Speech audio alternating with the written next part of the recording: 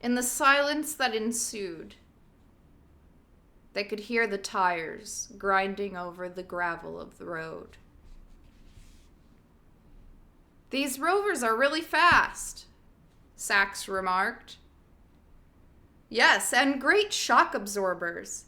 Made just for this kind of situation, I'm afraid. We'll have to abandon them once we get down into Noctis. They're much too visible." "You have invisible cars?" Frank asked. "In a manner of speaking." After half of hour of bouncing. Why did you write it like that, Kim? After half of hour of bouncing in the lock. After half of hour of bouncing in the lock, they stopped briefly and transferred into the rover's main rooms. I mean, it makes sense. It just really threw me off. It's like when you try to be really poetic in your prose. You're like, I can't say half an hour of bouncing. You gotta go half of hour of bouncing. Or it's a typo. I don't know. There's no way to tell. We don't have that technology. They stopped briefly and transferred into the rover's main rooms. And there in one was Michel Duval. White-haired, wrinkled, an old man, gazing at Maya and Nadia and Frank with tears in his eyes. He embraced them one by one, laughing an odd, choked laugh. "You're taking us to Hiroko?" Maya said. "Yes, we will try. But it's a long way, and conditions are not good. But I think we can do it." "Oh, I'm so glad we have found you. You don't know how horrible it has been to look and to find only bodies." "We know," Maya said. "We found Arkady, and Sasha was just killed today. And Alex and Edvard and Samantha. And I guess Yelly too, just now." Damn it, Yelly too? They're just gonna drop that on me while I'm reading it out loud on Twitch. And Yelly too, I guess. He just died while we were running away. Yes, well, we will try to make sure there aren't any more.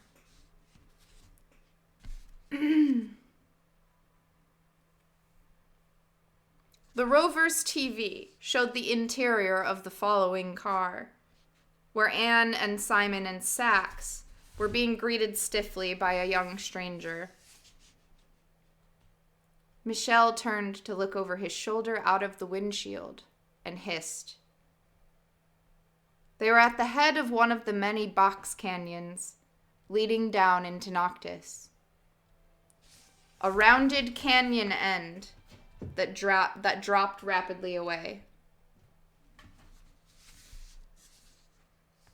The road that descended this head wall had followed an artificial ramp which had been built to support it. But now the ramp was gone, and the road with it. "We will have to walk," Michel said after a while.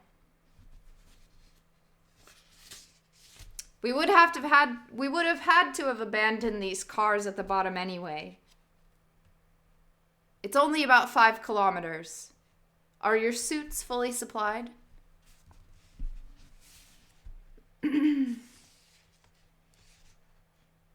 They refilled their tanks from the rover and put their helmets back on. Then it was back out through the locks. When they were all out, they stood staring at each other. The 6 refugees, Michel, and the young driver. The 8 of them set off on foot in darkness, using headlamps only during the tricky climb down. The 8 of them set off on foot in darkness, using headlamps only during the tricky climb down the broken off section. The tricky climb down the broken off section of the ramp. Of the road ramp, in case it wasn't clear. Once back on the road, they turned their headlamps off and strode down the steeply sloping gravel path, falling naturally into the long lope that was the most comfortable pace in this angle of descent. The night was starless, and the wind whistled down canyon around them, sometimes in gusts so strong that it felt like they were being shoved in the back. It felt like another dust storm was indeed beginning. Sachs muttered about equatorial versus global, but it was impossible to tell what it would be. "Let's hope it goes global," Michelle said. "We can use the cover." "I doubt it will," Sachs said. "What's our destination?" Nadia asked. "Well, there is an emergency station in Aureum Chaos, so they had to thread the entire length of Valles Marineris. 5,000 kilometers. How will we do it?" Maya cried. "We have canyon cars," Michelle said briefly. "You'll see." The road was a steep one, and they kept up the fast pace, punishing their joints. Nadia's right knee began to throb, and her ghost finger itched for the first time in years. She was thirsty and cold in the old diamond pattern. It got so dusty and dark that they turned on their headlamps. Each bobbing cone of yellow light barely reached to the road surface, and glancing back up, Nadia thought they looked like a string of deep-sea fish, their luminous spots glowing on a great ocean floor. Or like miners in some fluid, smoky tunnel. Some part of her began to enjoy the situation. It was a tiny stirring, a sensation mostly physical. But still, the first positive feeling she could remember since finding Arcady. Pleasure like the ghost itching of her lost finger, faint and slightly irritating. It was still the middle of the night when they came to the bottom of the canyon. A broad U, very common to all the Noctis Labyrinthus canyons. Michelle approached a boulder, pushed its side with a finger, then lifted a hatch in the boulder's side. "Get in," he said.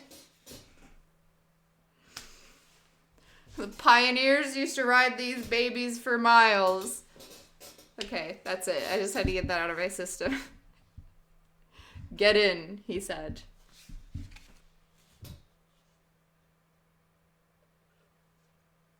Suddenly in a Swedish accent. "Come with me if you want to live."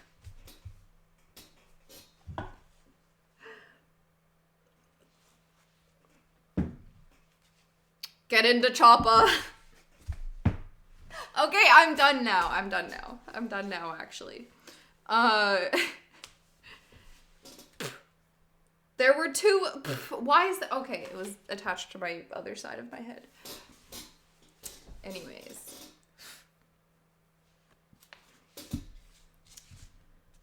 There were two of these boulder cars.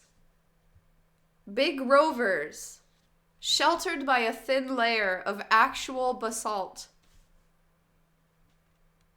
What about their thermal signals? Sax asked as he ducked into one. We direct all the heat into coils and bury the coils, so there's no signal to speak of. Good idea.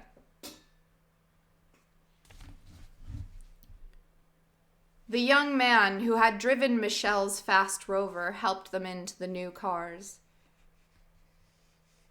Let's get out of here, he said brusquely, almost shoving them through the outer lock doors. Light from the lock illuminated his face, framed by his helmet.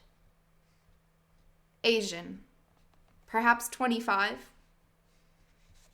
He aided the refugees without meeting their eye, appearing disgruntled, disgusted, perhaps frightened.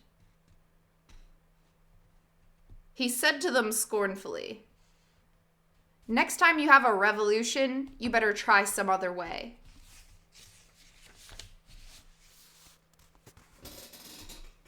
And then that is the end of part 7. Part 8 is called Shikata Ganai, which also stands for There Is No Other Way. Very cute, very demure, very mindful. You asked, now you know. Martian camo is just big dumb rocks. It's brilliant. Shikata Ganai, There Is No Other Way, part 8. We could begin. I don't know. I feel like that's a good spot to leave off. We very rarely get to actually finish a section. So maybe that's a good spot to chill. And then I have to give another summary. There's like a whole nother little section. I just found out who narrates the next part. Oops. Ooh, if this intro was like a little bit shorter, I might do that tonight. Only 200 pages left. No, there's only, we're on 627 out of 668. What's 68 minus 27?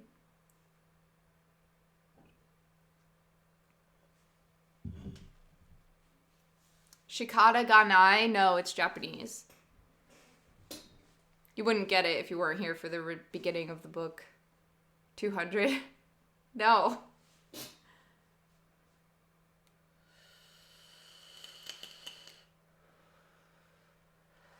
I'm pretty sure that is John and Hiroko's illegitimate child. Don't ask me what illegitimate means, children. Nobody's laughing. Damn.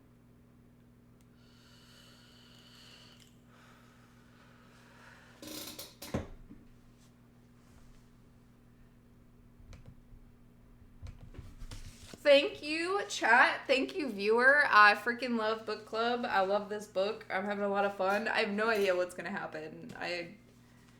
I've been I've been saying wait and see to myself the entire way through this book, and now we are 626 pages in. 25. I'll do 25 because this is technically a blank page. I have read 625 pages to you motherfuckers. And I don't even know what's gonna happen in the next 30. It's beautiful.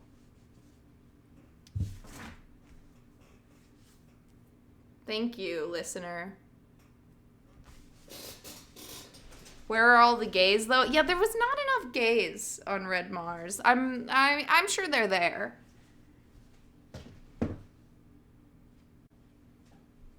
They'll make a documentary about it later.